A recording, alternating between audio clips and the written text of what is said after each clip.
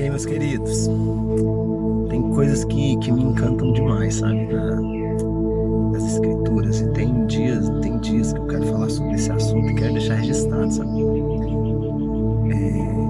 Eu fico pensando assim na diferença que existe entre o cristiano e Deus. Como que o cristiano pensa e como é o pensamento, os propósitos de Deus. Cris, mas não tem como a gente mencionar o pensamento de Deus, os propósitos todos de Deus. E isso é verdade também.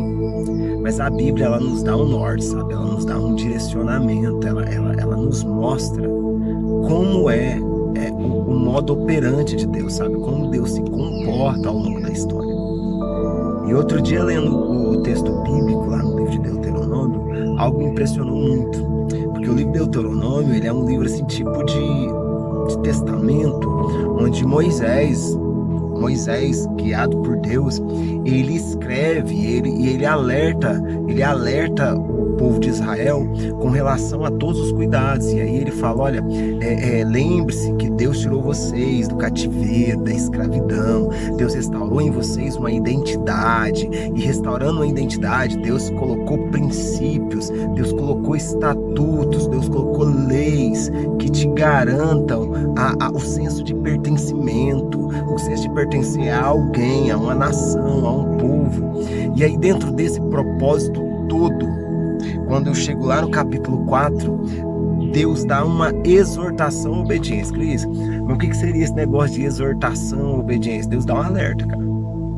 Deus bate a real, saca? Ele chega através de Moisés e fala assim, ó, vamos bater a real com o povo, bate a real com o povo.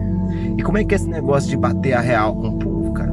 Deus vai e fala assim, olha, vai acontecer isso, e agora Israel, ouça o decreto de lei, e aí vai falando os estatutos e tal, e fala, olha, obedeça ao Senhor e vocês vão ter uma vida boa, obedeçam ao Senhor e a vida de vocês vai ser plena, próspera, e por aí vai. Você deve estar pensando, nossa, mas Deus sempre é condicional demais. Tem bênçãos de Deus que são condicionais, tem outras não, mas aqui é um senso de pertencimento. Quando você pertence a algo, quando você pertence a alguém, tem diretrizes, sabe? Num relacionamento existem diretrizes, existem linhas marcatórias, e essas linhas não são linhas limitantes, mas são linhas identitárias, são linhas que te identificam, sabe? E aí, dentro disso, chega um momento, Deus fala assim, olha, não crie deuses de madeira, de barro, de ferro, de bronze, porque isso não existe, cara. São deuses que não podem falar, que não podem te ouvir, e você vai perder tempo com isso, e você vai me desagradar, porque eu estou o tempo todo, foi eu que resgatei vocês, foi eu que tirei vocês do deserto, foi eu que tirei vocês da escravidão. E aí Deus fala, cara, não faça isso. Mas o lindo aqui nesse texto é que chega um momento que o Senhor fala todas essas coisas, e aí ele define, ele diz assim, ó, no versículo 25 do capítulo 4, ele diz, quando vocês tiverem filhos e netos, e já estiverem há muito tempo na terra, e se corromperem e fizerem ídolos de qualquer tipo, fazendo que o Senhor, o seu Deus, reprova, e provocando a sua ira, aí Deus fala, eu invoco o céu e a terra como testemunha. Todo o universo está testemunha do que eu estou falando para vocês. Vocês estão aqui, eu estou garantindo, vocês vão entrar na terra prometida, vocês vão desfrutar da vivência na aliança. E quando vocês entrarem e vocês tiverem filhos e netos, vocês vão fazer totalmente o contrário do que eu pedi. Vocês vão se desviar, vocês vão fazer outros ídolos, vocês vão adorar outros deuses, vocês vão esquecer de mim. E aí, quando vocês esquecerem de mim, vocês vão perder as linhas identitárias, vocês vão perder identidade, vocês vão perder características. E quando você perde característica, você cai na escravidão e você vai ser escravo. E você vai ser escravo, você vai ser levado cativo.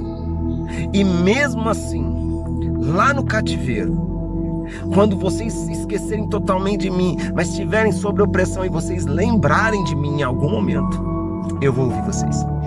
Cara, olha que bonito que o texto diz. O texto diz assim, ó, lá no versículo 29. E lá no cativeiro, e lá procurarão o Senhor, o seu Deus, e o acharão, se procurarem de todo o seu coração, de toda a sua alma, quando vocês estiverem sofrendo e todas essas coisas tiverem acontecido com vocês, então em dias futuros vocês voltarão para o Senhor, o seu Deus, e lhe obedecerão. Pois o Senhor, o seu Deus, é Deus misericordioso. Ele não os abandonará, nem o destruirá, nem esquecerá a aliança que com juramento fez com seus antepassados. Olha que lindo o que Deus está falando assim, ó. Sabe, quando você desviar, quando você fazer tudo o contrário daquilo que eu pedi, quando você estiver sem identidade, escravizado pelo pecado, pela angústia, pela aflição, pela dor, pelos pensamentos ruins, mesmo assim, se vocês me procurarem de todo o coração, se vocês me procurarem de todo o coração, vocês me encontrarão. E vocês me encontrarão, porque eu sou Deus misericordioso.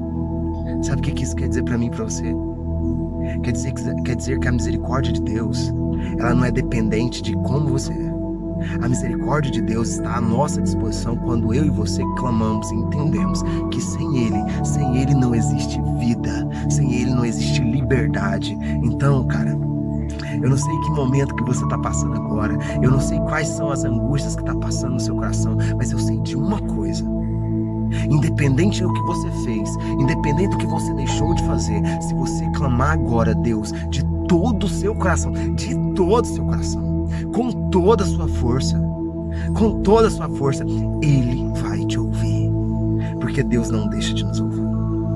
Cara, isso tem mexido tanto comigo, porque eu não mereço. Eu viro e mexe, eu tô caindo, eu tô distante de Deus. Mas mesmo assim eu sinto o amor dele me alcançando. E quando eu percebo que eu tô perdendo totalmente a identidade, eu clamo: Senhor, tem misericórdia de mim, me ajuda. E aí ele vem, me abraça e ele me faz lembrar que ele é Deus misericordioso e que ele não se esquece da aliança, ele não se esquece da promessa. Que você também não se esqueça desse Deus, que você não se esqueça que ele é misericordioso e que ele tem uma promessa de vida, uma promessa de nos libertar desse mundo de trevas por toda a eternidade. Então creia nesse Deus, que é um Deus de amor e justiça.